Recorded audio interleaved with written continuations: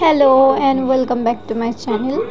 তো আজ হচ্ছে ছট পুজোর ডে ওয়ান না, মানে এটা ডে 3 হবে, আগে দুদিন গেছে।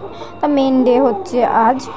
তো আজ হচ্ছে বিকালবেলা ঘাট, তার আগে সকালবেলা আমরা স্নান টান করে আমি, আমার বোন, আমার দুটো বোন এখানে আছে দেখলে, সবাই মিলে ঠেকুয়া চাপতে বসে গেছি। আর এখানে দেখো আমরা সবাই কাঁচের চুড়ি পরেছি। ছট পুজো এই একটা জিনিস আমার খুব ভালো লাগে, যেটা আমাদের বাড়িতে যে কেউ এলেও আমরা তারাও পরে, মানে আমাদের দেখে দেখে, বা আমরা বলি পড়তে।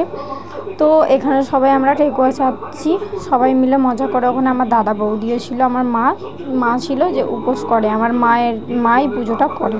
তো এটা হচ্ছে লাস্ট ঠেকুয়া, এটা ছাপা হয়ে গেছে। এবার তোমাদের ভাজার পর দেখাচ্ছি। गाइस ठेकुआ बन गया है, आप लोग खाना है तो आ जाइए। আর রেডি হয়ে দেখো চলে এসেছি, দেখতে পাচ্ছ আমি রেডি হয়ে গেছি, পাকুও রেডি হয়ে গেছে। কেমন লাগছে বলবে, জানাবে কমেন্টে।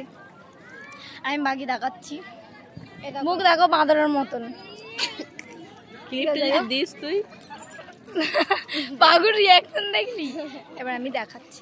তো এটা হচ্ছে বিকালবেলা ঘাট, আর এখানে সবাই সবার মতো বাজি ফাটাই, সবাই ফাটাই, কিন্তু আমার ভয় লাগে। গাইস সবাই উঠে গেছে, একটু আগে জলে ছিল, কাল ভোরবেলারটাই দেখাবো। আপাতত এই ঘাটটায় বেশি ভিড় হয় না, যেটিতে ভিড় হয় এখানে এরকমই ভিড় হয়। আর ওইখানে আছে আমাদের ফ্যামিলি, ওইখানে ঠিক আছে। এই যে সেলফি তুলছে আমার বৌদি, আর এখানে সব দাদা বাদারা। আর এখানে আমি নৌকায় বসে বসে জল ঘাটছিলাম, খুব মজা লাগছিল। হয়ে গেছে মানে শেষ হয়ে গেল ঘাটের পুজো। আর এবার হচ্ছে কি আমরা যাবো বাড়ি, আবার কাল ভোরবেলা আসবো।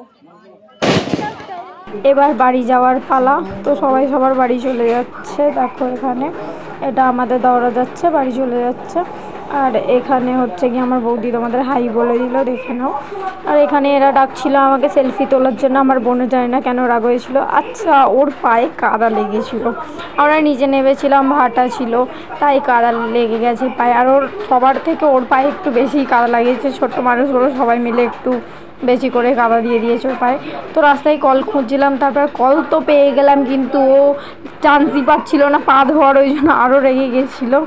তো অনেকক্ষণ ধরে আমি আমার এই দিদাকে বলছি সর সর সর, ও তো সরছিলই না, ওর মানে ইচ্ছাই নেই মানে পা সর।